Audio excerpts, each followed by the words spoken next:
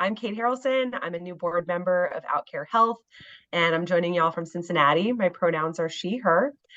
Thanks for joining us for the OutCare's Out Talk series, a webinar series devoted to discussing diversity and intersectionality within the LGBTQ plus communities.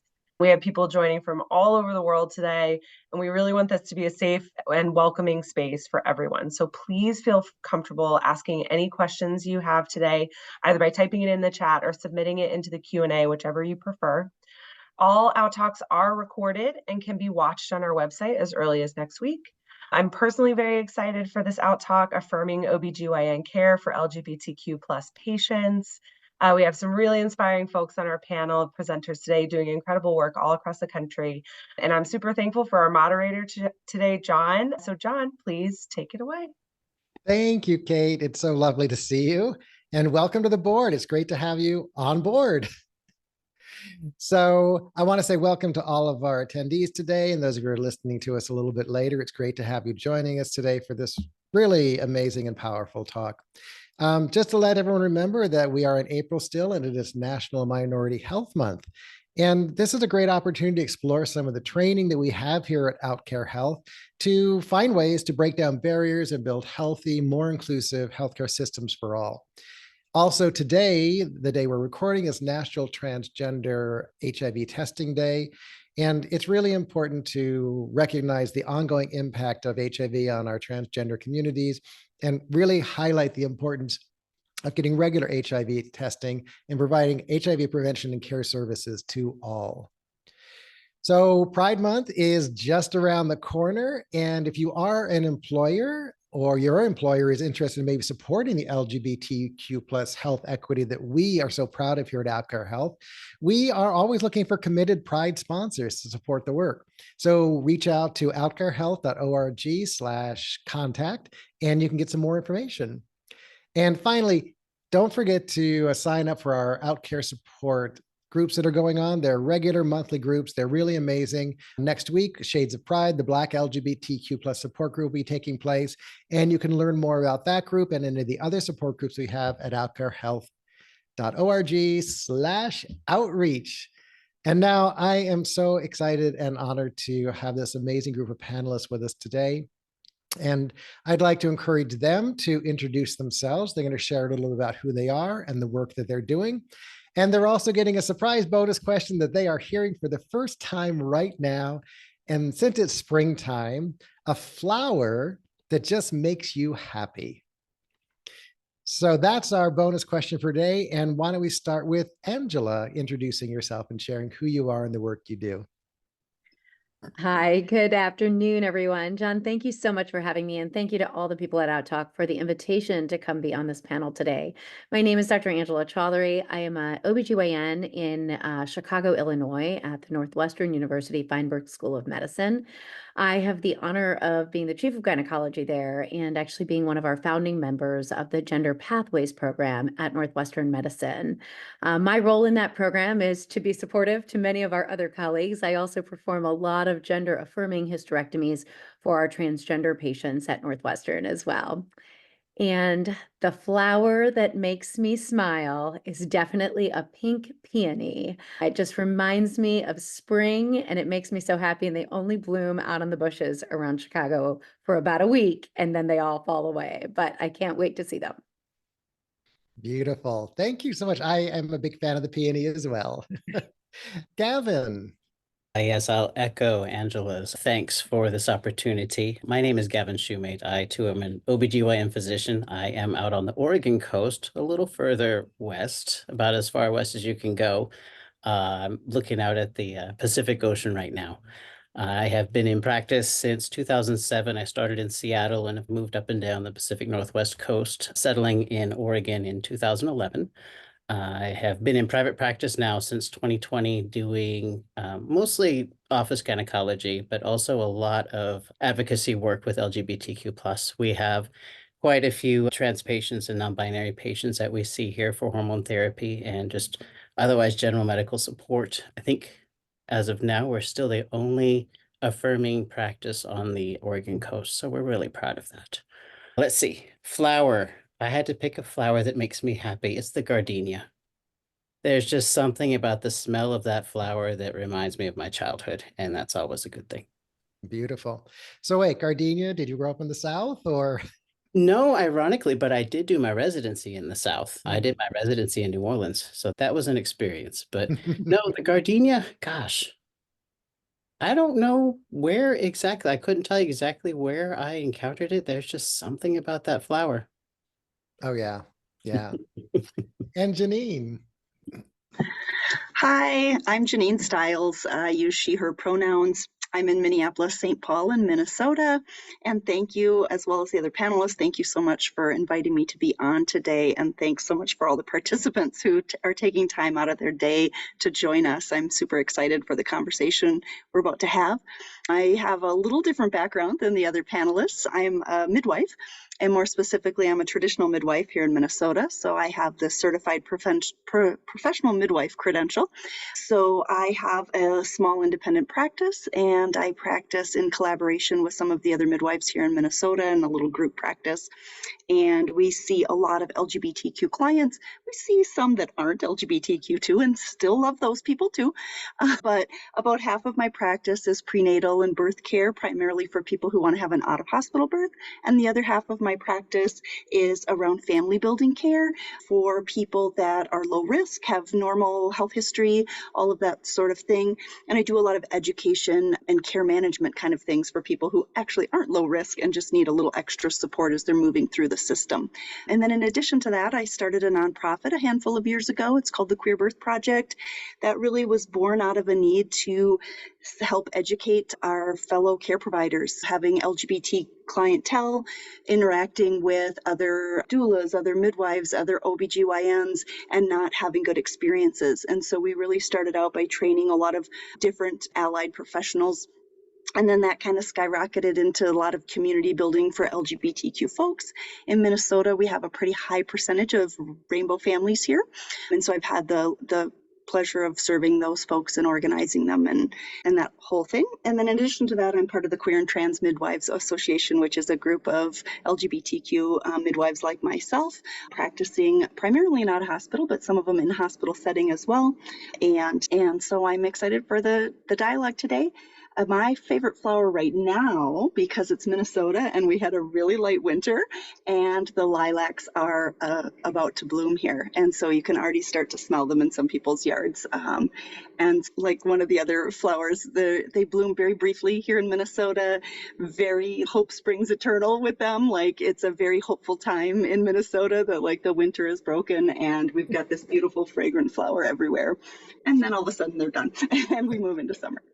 It's fun because lilacs are actually my mom's favorite flower, but we lived here in California and it's almost impossible to grow them. So when she moved up to Washington State, the first thing she did was put in 3 lilac bushes around the house just so she could have that. Hi, my name again is John Sovak. I'm a licensed marriage and family therapist here in Pasadena, California.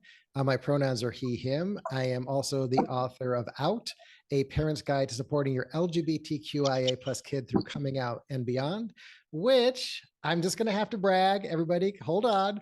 Just got shortlisted for a Lambda Literary Award, which I'm very excited about. And I just found out the other day, I actually have received an ASEC book award for my work as well. So it's an exciting thing. The book came out last year, and to watch it just keep growing and expanding is very exciting for me. So I'm proud of that. So for myself, I think the place to start off might be by really looking at what do you define as OBGYN care for the LGBTQ community? How does it look in your clinic, in your work, in your experience? What actually are we talking about today? So maybe Gavin, you could start us off with this conversation. Sure. It's the same as traditional OBGYN care, but I think what we need to do is take the gendering out of it, because even the trans men that we see, they have the same anatomy that they were born with, most of them, and that anatomy needs to be cared for. Yes, it's still gynecology, but right now, the way things are, there's still that gendered assumption around it. And I think that's the part that we need to try to figure out how to navigate. No, yeah. Angela, what would you add to that maybe? I agree completely with what Gavin said. I think sometimes we try to separate everything and say OBGYN care for my LGBTQ population needs to look like this, and OBGYN care for all my other patients needs to look like this. And that's ridiculous, right? Like, we need to actually be training our students, training our doctors to actually be performing the same excellent preventative care that they're trained to give to everybody, to our LGBTQ patients, right? And I think that is one of the big things that's often lost. And that's because there's unfortunately a lot of doctors my age, maybe a little older, who are uncomfortable. They don't know how they're supposed to be caring for these patients because it's out of their comfort zone, even though the care should really be exactly the same as it is for every single patient that we care for. That same high level of care, whether that's pap smears, asking about risk for sexually transmitted infections, whether that's talking just about breast exams and general diet and nutrition. All of those things are just part of general OBGYN care. And so it sometimes makes me sad to hear that sometimes older practitioners are really uncomfortable talking to their patients about the things that they talk to everybody about. So, Yep. Mm-hmm. Yeah. Janine, any thoughts you might add? Those are some great thoughts to follow up. For my practice, I have a very small practice, and midwifery care is, we say it's low tech, high touch, and we just spend a lot more time with people. We have an opportunity to get to know them on a more personal level. And so that's really what sums up GYN care in my practice, is approaching people from an individual level and not providing essentially cookie cutter care across everybody, taking the individual who's in front of me, truly seeing who they are and applying what they're telling me about their health and their reproductive life, and providing guidance and thoughts and care around that. Mm-hmm. And I hear all of you focusing on really bringing the highest level of care to each and every client that you interact with. At the same time, what do you think might be specific health concerns that our attendees might want to be aware of when we're really addressing working with LGBTQIA+ patients, things that might actually be specific to our community? I can start. As I mentioned, I have a large gender affirming hysterectomy practice with amongst my patients. And so when I have patients who come to me, I feel like oftentimes as they've gone through their gender transition, their journey to get to my office, often already having started hormones, already having surgery, it's really saddens me to see how many of my patients come in and often feel so disenfranchised by the healthcare system so far, where they, even despite getting the care that they've needed, all the steps along the way have felt like a battle. And sometimes I see them tense up and like ready for me. What is this doctor going to say? And how is she going to treat me? And that to me is something that I think is really unique to this patient population. And if we as practitioners don't recognize that really our patients are often disenfranchised by the system before they've come to us, that we miss an opportunity to really connect with them as individuals and really figure out where they're going on their journey and what their goals of care are. Yeah, I agree. I'll just jump in there. A lot of times LGBTQ folks come in bruised a little bit, right? It's like you need to support their arm. You do that for most patients and it's just fine. You support a bruised arm on a patient and it's different, right? It like hurts extra for them. So that's something to keep in mind, that they almost invariably have had a bad experience with someone else, right?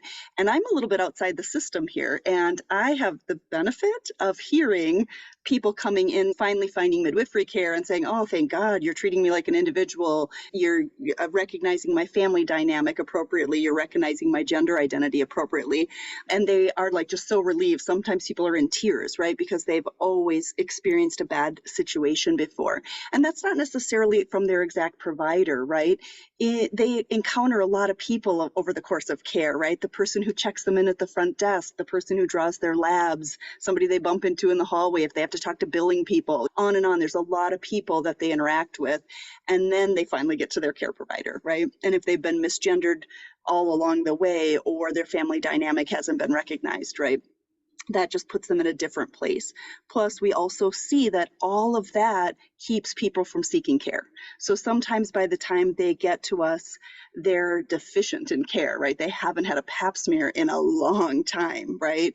Or they haven't had a breast exam or a chest exam. ever, or one done respectfully. So that's the piece that like I really approach all care from, not necessarily thinking like, okay, there's these 5 extra health things to factor in, right? It's just recognizing who they are when they walk in the door. Yeah, I totally agree with that, because really the basic healthcare risks are the same as any other human being. I would say, Janine, that definitely they're at higher risk because of all the barriers that have been thrown up, or the way that they've been treated coming through the system. Fear of discrimination. Some are actually told, oh, you don't need to worry about pap smears. That's not important. You're not at risk, which is just not true. So that's provider knowledge and training. Many are underinsured, many are uninsured. I think that there's a higher percentage of homelessness, there's a higher percentage of drug use, tobacco use, alcohol use, things that we need to recognize that are increased in the population, but not absent from the greater population. But there is a higher risk that I think we need to be aware of. And also, thinking of my trans patients, when you talk about gender-related cancer risks, whether it's prostate cancer, whether it's cervical cancer, breast cancer, it's a different ballgame when the person doesn't identify with those organs. And you have to figure out a way to talk about it respectfully, explain why it's important, and then help them figure out how they're going to get through that exam. Angela, I see you nodding. Do you have any more you could add to that? I think that's a really important topic for our listeners to be able to actually hear more depth in. Yeah, I'm just listening to Janine and Gavin talk in their own practice. And again, I'm a surgical consultant. I like to say I'm like just a small part of your journey. And I hope I can be a positive one and get you on your way to feeling more like yourself, is what I often say to my patients. But exactly what Gavin is saying about how do we talk to people about organs that they don't identify with? How do we talk to them about relationships that in a heteronormative world, people anticipate their patient will have, and then make them feel disenfranchised just in a question that's on a questionnaire, right? Like it's not even meant to be an individual assessment of you. And I think that's something that is so important in our teaching. And I do a lot of medical student and resident teaching in my work at Northwestern. And this is something that we again and again are really working to train people now at the youngest ages. But again, I worry about our patients who are going to see providers who just don't feel comfortable, or maybe in states where that education isn't as robust, right? And they're not able to access the care that they need. And that's what I find so upsetting for our patients across the country. Mm-hmm. And a lot of the clients that I work with, the whole experience of going to a healthcare setting is an act of bravery. And I think it's really important to recognize that. We know from myriad studies that one of the least affirming places for many trans and non-binary people is actually in the medical community. So to find ways to build a bridge of trust, I think is important for all practitioners and any specific clinics that you might be running in how you reach out to the community. We have a really specific question from Dr. Sorrentino, and I want to throw this in and see if someone has the ability to take it or if we need to find a reference point. The question was, how will you approach preventative care for an affirmed woman with a neovagina? So they've had a vaginoplasty. And that's a very specific question. I'm not sure who feels they would like to address it.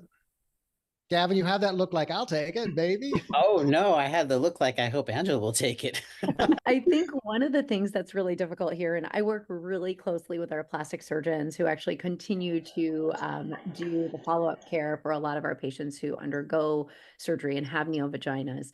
But so much of this is actually very dependent on where that neovagina has come from, what the graft is that they're using, and therefore what the screening tests need to be for those patients. Now, oftentimes, they still really should be having HPV testing. And that's actually a really important thing, especially if it's a colonic mucosal graft. They need to think about HPV, and just like we can get anal cancer that's HPV, we can also get neovaginal cancer that's HPV. But actually, it is a really difficult thing because there's not a lot of standard guidelines that I am aware of. And if there's others that know more, please correct me. But there's not a lot of standard guidelines on this because of the differences in the graft types and the different things that can come up. think another real area for our patients with a neovagina that is really difficult for them is finding providers who are comfortable managing some of the physical therapy and dilation techniques that they need afterwards. And so again, I'm lucky I'm in a big city. I have an amazing therapists that do this work, but as we look across the country, that's not necessarily available everywhere. And so I know that's another area really of need across the country for our patients. Mm-hmm. Any other thoughts or input from the rest of the panel? I think I'm out in rural Oregon, so we don't really see a lot of post-operative neovaginas here, or patients with, I should say. But if we were, to some extent, I would think that they would be managed in a similar way as anybody else that had a vagina that didn't have a cervix. But there are specific concerns, like Angela mentioned, that are important that I'm not as familiar with because it hasn't yet been part of my practice. And we have Portland just 2 hours away where OHSU is doing some amazing work. And that's where most of the surgeries take place. Mm-hmm. But And Kevin, I think you actually point out something really important. A lot of practitioners, especially when we have these really in-depth conversations, feel they have to figure it out on their own. And I'm such a big believer is know the resources in your area, know who you can reach out to for expertise, know who you can refer to if you hit a barrier in your personal ability to provide the best care for that person. I think one of the biggest disservices we can do is pretend with our clients and then maybe lead them down some care that is not affirming and is not the best for their well-being, instead of being willing to know who's in the area, who has the expertise, let me send you there. And I think that's a really important thing for anyone who's listening to really be aware of. You do not have to know everything, but it's really useful to know the referrals in your area for the people who might know those gaps in your knowledge. Yeah, I think as providers, we're always hesitant to say, I don't know. But I think that's the most honest thing we can ever say is, I don't know, but I can find out. Mm-hmm. Yeah, I think that's a very good point, Gavin. I hear that time and time again from queer patients that like they got bad care from somebody who should have just said, I'm not sure, but let me check. Or I'm not sure, let me send you to so-and-so who could help you. Instead, they kind of muddle through, and it's not always the most helpful. And none of us wants to have to send somebody 2 hours away to a care provider. But honestly, if they're going to get adequate care, most people are willing to drive or figure out a ride or a way to get there and make that happen. It's so interesting because when we began our Gender Pathways program here at Northwestern, we started out as a bunch of surgeons wanting to offer affirming surgical care, and we very quickly figured out we were the wrong ones to be like leading this program. And really, we needed some really amazing primary care providers and endocrinologists and great people doing that work. And we figured that out very quickly because we actually started out by going into the community and doing focus groups with our community here in Chicago to try to figure out exactly what we're talking about. And this is what they said. Like, we walk into a doctor's office and they basically have no idea how to treat me, and they have no idea where to send me. And so one of the very first things we did was look into our own system. We have 13 hospitals, and actually send out mass emails, figuring out people who wanted to provide and wanted to be the experts in affirming care in our system. And now we have more than 120 providers across, and we're able to refer patients around even as far away as 100 miles away where we have an affirming provider doing care. And I think obviously we're very lucky in the Chicagoland area. We're a big city, but as I think about the rest of the country, I think this is such an area of need where we really need to organize providers who are really willing to be there for their patients and also look for other resources for them. And I think the one thing that, go ahead, Janine. Oh, I was just going to say, and being on lots of national trainings and lots of talks and things like this, what Dr. Angela just spoke of is how it begins in places. So if anybody's on here that you don't have these resources in your community, it just takes some committed professionals at multiple levels to come together and make this happen and dive into the education and the evidence that's out there and start it up.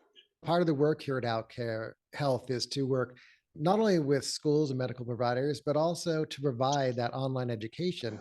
And we've had situations where people have been in small communities and they've gathered 2 or 3 other people are looking to create affirming care and started doing the training and moving through the videos together. And that might be a kind of thing too. Maybe you don't have to do it by yourself. Maybe it's about finding 1 or 2 other clinicians who are nearby. And then you've started creating a resource network right there in your own town. And we have a question that came up, and I think it also addresses something that a few of you mentioned as well, too. I think for the people who are listening who might not understand this experience, I want you to imagine how dysphoric it might be for a trans man to walk into an OBGYN clinic. When they look around the room, they're going to see mostly females sitting there. And I want you to really think about how dysphoric and how uncomfortable that might be for them. And so this leads into a question we had sent in, like, how do we get people started in their care? At what age, the question was, should a trans young man get a pap smear? And like, how would that process look for like them if we were trying to remove some of their anxiety of fear of walking into that dysphoric space? Angela, go ahead. I can start. This is the name of our practice is called the Center for Complex Gynecology, and I always route against it. That shouldn't be the name of the center. We do everything we can to be as welcoming as possible. We've trained all of our front desk staff. We have our signage at the front. That's our Northwestern Medicine, LGBTQ friendly and affirming office care right at the front so everyone can see it. And actually, many of my patients actually see the sign, and that's one of the first things they say to me when they walk into the room is, really appreciate that sign on the door. It's amazing that that's one of the first things that they say. And also that my front desk staff is expecting for men to walk in the door to come see me and addressing them in that way. I think that is also a really important thing that doesn't happen in every OBGYN office. I think also the best you can do to move patients out of that very unfriendly appearing waiting room with nobody of their gender sitting there is a really important thing, trying to get them into rooms as quickly as possible so that they can get out of that uncomfortable space. And then I often, when I meet with patients for the first time, don't do exams. And the reason for that is just to get them the comfort of saying, this is a preventative care visit. We're going to do what you're comfortable with today, and we'll bring you back for the things you're not comfortable with in the future. And that's, I think, a really important part of care. In my surgical practice, we do a lot of ultrasound. We only do abdominal ultrasounds to start. I tell them that if I need more imaging, we'll talk about what that looks like as necessary. I don't start off with pap smears. That's something we bring them back for if it's necessary. We've actually moved to offering all of our patients to do their own self HPV testing. That's actually, there's been some really good data about that, and it's much more comfortable for patients. Some new data just came out from Northwestern. One of my colleagues did this just for everybody, not just for LGBTQ patients, and found that really we're getting the same and accurate data, and the patients really like the practice. And so really employed this in my practice for patients needing pap smears. And so giving some control back to patients and whatever it is for every single patient that comes in the door, I think is so important, and so much more important in the patient population we're talking about today. Absolutely. Control is the number one thing, because going into a doctor's office, a lot of people pretty much feel like they have signed off every right to anything. They're just going to do whatever the doctor says. And if it's an exam, then, oh, yep, you're going to have an exam. And oftentimes you go to the gynecologist and the first thing they say is, okay, take all your clothes off and put on this paper gown. And here's a nice little paper sheet and just sit on this bed. And no, you've never met them before, but that's okay. They'll be here in a minute. And then 25 minutes later, someone walked in that you've never seen before. I personally try to avoid all of that when possible. I like to meet patients dressed first because that levels that playing field. I introduce myself, I use my pronouns, and just have a conversation with them and say, what do you need from me? Because that puts them in the driver's seat. Instead of me saying, okay, you're here for an annual exam. You need a pap smear, you need a breast exam, you do this. What do you need from me? And then if they don't mention those things, I can mention them and say, this is important too. And here's why this is important. And no, we won't do this today. Even the ones that are young, I see some as young as 17, 18, and I say, this is down the road a piece, and we'll do what we need to do to get you through it. But yeah, it's there. If you still have those organs at that time, then that's something we're going to need to do. But that's a relationship that develops over time. And I think, Janine, you mentioned being outside the system and having that luxury. I'm also outside a system. I established Integrity Coastal Health and Wellness in 2020 with that exact goal in mind, is doing medicine almost an old-fashioned way, where the relationship is the primary thing, and building that relationship with the patient and getting to know them and knowing, okay, these are the triggers for this patient. These are the things that I need to be aware of because I know them, not because I spent 10 minutes and said, okay, what is your biggest health concern? Go. And you only have 8 minutes to speak because I need 2 minutes to examine you. Right? Yeah, I think some folks don't have the luxury of how the waiting room looks and the dynamic out there, right? But some care providers do, right? We just had a few years ago a new reproductive endocrinology office come in, right? They decorated it like a spa. Everything was pink and floral. So not only are you going to walk in as a trans man who needs some fertility help and sit in a room with a bunch of women waiting in the chairs, but you're surrounded by floofy pink spa environment, right? Big mistake, right? I don't send people to them, right? And if I do, I have choice to send them to other places. But if I do, I forewarn them, right? FYI, this is like a highly heteronormative space. And most queer folks are used to that, right? We're used to making concessions. We're used to going up to the counter and being asked if our husband is coming or misgendering us at the front desk or when we're put in a room or whatever, right? Everybody's ready for that. But to what Gavin's saying, to develop a personal relationship with someone, that gets off to a wrong start if they've been stressed for the last 20 minutes in the waiting room, right? It's harder to get to know them. It's harder to get them to relax and recognize, oh, this person is seeing who I am and hearing what I have to say and recognizing my identity. So keep that in mind. The experience before the 15, 20 minutes before they see you has an impact. And I want to take a moment and expand the lens of our conversation, if we could, and also include the L in our LGBTQ conversation. What do you think are some of the unique things that our lesbian population might need in seeking I can do this, OBGYN care, and what are the things that you as a clinician might need to be able to discuss with them on a deeper, more personal level? I think I would go back to the same conversation that we had at the beginning, is that the risks for a lesbian patient are the same as for any other assigned female at birth patient.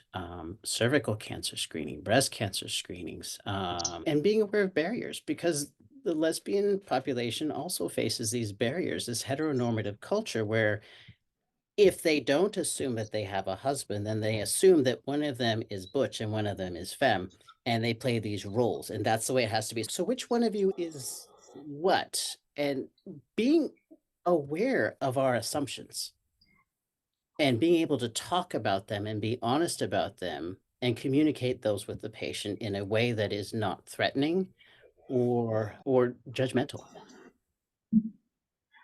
Yeah, I agree. I think not making assumptions, getting rid of your own biases, like those are like the very first thing to do, right? Just let that all go.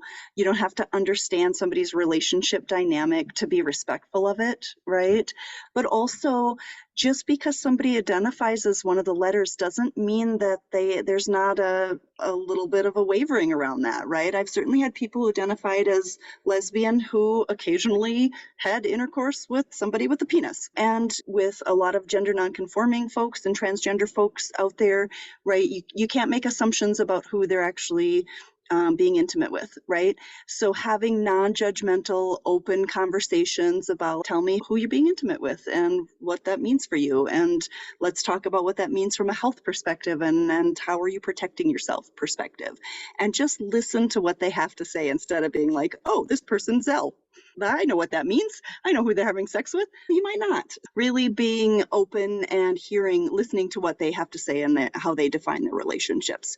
And then making note of that, right? I hear over and over again that people have to educate their doctor every time they see them, right? Every single time they see them, they have to explain their gender identity, or if they have to explain who their partners are or were before. Just be mindful of that and be open to what they have to say, and then do the appropriate health screenings based on what they're telling you. But also I hear a lot from a lot of lesbians, a lot of questioning about whether they need a pregnancy test for certain exams, things like that, whether they actually need STI testing. And they get offended by that because assumptions are made, right? And I see a lot of lesbians who are desperate to be pregnant and they have no sperm anywhere. It's expensive. And so to be like asked over and over if they need a pregnancy test or having that imposed on them because they're having some sort of procedure or exam that requires that is frustrating. Same with STI testing, right? To have assumptions made and then give you kind of the cookie cutter STI testing is where people run afoul of it. And I just add, I totally agree with everything Gavin and Janine said. I think the only thing that I would add as an academic OBGYN is I feel like so many of our lesbian patients that come in, again, probably because of comfort around the providers that they've seen, they don't know how to ask who they're having sex with. They don't know how to ask what their goals are long-term for their OBGYN care. And often my patients are not given really good fertility options. We offer egg freezing now to everyone who walks in the door over the age of 20. And sometimes I find my lesbian patients in their 30s and 40s haven't ever been offered this, and it blows my mind in our academic center, right? And so recognizing that everyone has different like fertility choices. I actually say the same for my transgender patients. I have had many transgender patients carry children. And I just think that that's something that's super, super important to think about as you're talking to all your patients and what their long-term fertility goals are, because that's so personal to everyone and honestly so important for so many people. And sometimes they don't know that it's important to them until a care provider has mentioned it. I know you're probably not thinking about this right now, but what do you think about this for the future? And it will get them thinking. And I think we have a question sitting here from Janelle that really addresses these questions too. PrEP for HIV has become very prevalent, especially in gay healthcare. It's a very known quantity. It's talked about quite a bit. But outside of that bubble, it's still a very unknown quality. So how do you believe PrEP conversations can be brought into OBGYN practices? And what are some of the steps you may have taken that have helped with your client base? I might throw this one to Gavin. As a surgeon, I don't actually have these questions very often, and not something that I'm super, super familiar with. And I'm not going to try to speak on some of the newest practices, though I know they are expanding PrEP to many other people. And I, to be equally honest, don't have a lot of experience with PrEP. I would imagine that it's part of the STI conversation. It's part of safe sex, if you will, conversation to have. And I think it's an important piece. It's something that I have considered educating myself more on. There isn't currently a lot of demand for that in my practice right now that I'm aware of. Maybe there is. And I think that also leads to the question, what questions aren't people asking? And as a provider, does that become part of your responsibility to them? Right. I know in my practice, I've worked in the HIV and AIDS community for quite a few years. I had a straight gentleman who tested positive for HIV, had a really deep conversation with his girlfriend at that time, and she went to her doctor, and her doctor basically dismissed the idea of PrEP as a way for them to take care of themselves. And to understand that those types of messages are current and out there in the community when it's outside of a place where we have this conversation in gay healthcare quite often. So I think that is something that all providers should just look at and maybe start to get some education, see how you could provide that information so everyone's healthcare is addressed on an equal footing. Yeah, and I think this is another place where look to the resources in your community. I have an organization here called Rainbow Health Minnesota, and they do a ton of work around HIV education for both patients and care providers. And I know they do a lot of education around PrEP as well. And one other thing, and I think, Janine, you'd be a great person to start this conversation off with, is really looking at the idea of natal care for the LGBTQ community. Natal care, I think, in so many ways is one of the most gendered things. Having a baby is such a gendered social construct. So tell me about the ways you approach it in your work, and then we can expand the conversation out with the panel. Mhm. Sure. It's not a gendered thing in my practice, which for some of the straight folks is a little, sometimes they look at me when I use phrases like pregnant person. They're like, oh, yeah, I guess that does apply to me. They're used to people saying mom or mama. So just really thinking through that is a big part of providing gender neutral care to everybody that comes through my door. So I think a lot about language. I'm careful with my language. It's hard though, because you're right. As soon as I step outside of my office and I talk to any other care providers, I have to switch my language sometimes. And sometimes I don't. And I work with a lot of care providers across the whole spectrum. And I don't always expect them to follow along. But when I know that they're going to be interacting with my people, I do expect them to follow along in my gender neutral language. It's just really a matter of a lot of practice and listening to patients as to what they want, how they want to be identified, and then restructuring your thinking about how you refer to anatomy. Sometimes I'm very clinical in how I identify people's anatomy because I know that's what they want. And sometimes I am a little more euphemistic about it and try to avoid any sort of clinical terms when referring to people's bodies and really keep the focus on the pregnancy and the baby and that sort of thing. As far as fertility-based care, that's a little bit harder to do, right? You're actually talking about logistics of how do you conceive when you have to get sperm from elsewhere, right? Or if you have, some couples have sperm and egg, but they're both transgender and they're not really happy to be using their body in that way, but they are using their bodies in that way. And just recognizing that and seeing them for who they are and helping them like reshape some of societal thinking around this. Another thing that like comes up a lot in my practice, especially with lesbian couples or couples that have really any of my LGBTQ couples, really, they are really in this together. We see a lot of, in straight couples, we see the woman and sometimes the man comes along, or it's all about her and then he's just there to be like a support person.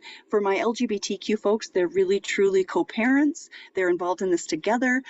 Sometimes I forget after the fact, like I run into my families at Pride and I have no recollection of who actually was the one that had the baby out of their body, because they're really truly co-parents. And sometimes from a fertility perspective, the partner's answering questions about the other partner's cycle and like timing of things. And so really just recognizing that like they are in this together, and that's a little bit different of a scenario than we see for some heteronormative couples. And then just being really mindful of recognizing that families come in all shapes and sizes, and being open to that and letting your judgments go around that. Gavin, Angela, anything you might want to add to that conversation? Janine did a really fine job of stating pretty much everything. True. Again, just educating yourselves as providers to be using the language that patients are most comfortable with is the most important thing. And then in the natal setting, if you don't have a practice like Janine's and you are going into a hospital setting, making sure that the patients that are outside of you caring for a patient also are educated to use that language and practice that language before they go in, and reminding them that it's okay to make mistakes, but to apologize and to ensure that our patients recognize that that they're learning too, but to ensure that they know that information so they know when to apologize. Yeah, and to add on to that, for hospital birthing families, anybody that's on the margins, I always encourage doulas. You can't go wrong hiring a doula. There's lots of organizations out there that provide them for free. Evidence-Based Birth just re-upped their evidence around doulas, and I haven't read it yet, but surprise, doulas reduce all sorts of interventions. They increase people's satisfaction with the process. They can help run interference around pronouns and recognition of your family, things like that. And then, of course, the smaller the practice out there, usually the safer it is for folks in the LGBTQ community, exploring things like birth centers, small midwifery practices, smaller OB teams, where you get to know the 3 or 4 members of that team instead of a 30-member team where you don't really have the opportunity to meet people. Yeah. Mm-hmm. I would say letting the patient lead. And that sometimes doesn't go very well with us as care providers, whether as physicians, midwives, what have you, PAs. We're used to leading the way and being the one that holds the knowledge. But really, in this case, it's the patient that holds the knowledge. Sometimes I'll even ask a patient directly, how do you want me to refer to this piece of anatomy? because I want to use language that makes you comfortable, not language that makes me comfortable, not necessarily language that is clinical, but if that's what makes you comfortable, then I'm more than happy to do. But what word would you like me to use? And then I'll go as far as make a note in the chart, because that way I don't have to ask them every time they come in, what language do you use? What word do you use? I know what word they use. And one thing I want to point out, because I recognize it, because I've made quite a bit of effort to do it myself, especially when I'm out in training situations, is Janine, I recognize the absolute effort that you have made to use non-gendered language in so much of the conversation today. And it's really fascinating because probably most of you haven't actually noticed that Janine has been doing this, but it's something that people get really uncomfortable. It's because people get really uncomfortable about taking gender out of the languaging. And yet you can do it in a very natural way. And it becomes an easy part of the process as long as we as the providers are aware that we're making an effort to do it. So it is possible. And once again, because I just hear my ear hears Janine, I hear, oh, you're doing it. Yay. Is that it is very doable and it's not awkward and it's not weird and it's not uncomfortable, but it can actually be part of a different way that we learn to communicate with each other. So kudos to you. I've definitely heard it, Janine. I'm not even aware I do it anymore. I'm glad to hear that. But it's a big thing that comes up for a lot of people. I've been in a lot of debates. Are you taking women out of something very historically feminine, right? And like women have gotten substandard care and now you're even taking us out of that. So I've heard a lot of debates about that. And I just honestly haven't had it be that big of an issue in my practice when I use gender neutral language for everybody, right? Because my brain isn't so great at, oh, I have a straight couple in front of me, let me use gendered language. Oh, now it's a queer couple, let me not. And especially if I'm tired from being on call, like everything goes out the window. So I tend to just work it into my language for everybody and just leave it at that. Mhm. And I don't think it's like a lot of people are worried that like you're taking the woman out of it, and it's birthing person applies to everybody that is birthing, right? That has a more pregnant person. That applies to everybody. That's not taking anybody out of this scenario. And you know what? I'll just share with you. I'm also a yoga teacher, and I took a prenatal teacher training because I just wanted to be more comfortable with my students who came in who were going through that process. Am I going to be teaching a prenatal class any day soon? I am not. It's not my cup of tea, but it also provides me with a whole set of information that allows me a better teacher for all of my students. Challenge yourselves. We are getting close to time. And there's a question we always like to close with. And I'd like all three of you to answer this in a way that feels authentic for you today. And really looking at our conversation today, the work that you're doing, the direction you're heading, what is your hope or vision for the future of LGBTQ OBGYN healthcare? My dream is that we are educating the next generation of providers that's going to take excellent care of our LGBTQ patients. That's one of our goals at the medical school, and really one of the things that I think is most important to transition this care across the country.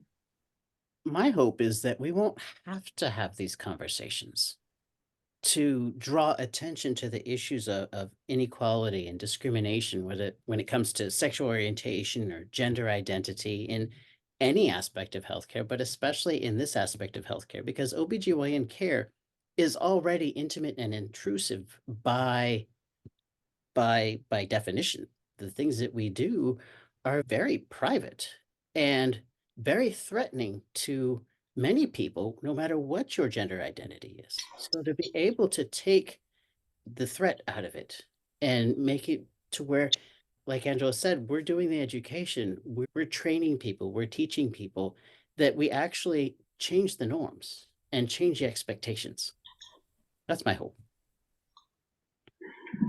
Yeah, those are amazing visions and dreams. And my vision is just that everybody gets the culturally aware care and they're seen and heard, and that we reduce disparities, that we don't have any disparities, that everybody's getting good care that they can afford. That's my vision. Beautiful. I want to thank you all for attending today, and I want to thank all of our attendees for joining us. I know there are a few open questions we were not able to get to in this time frame, so I apologize for that.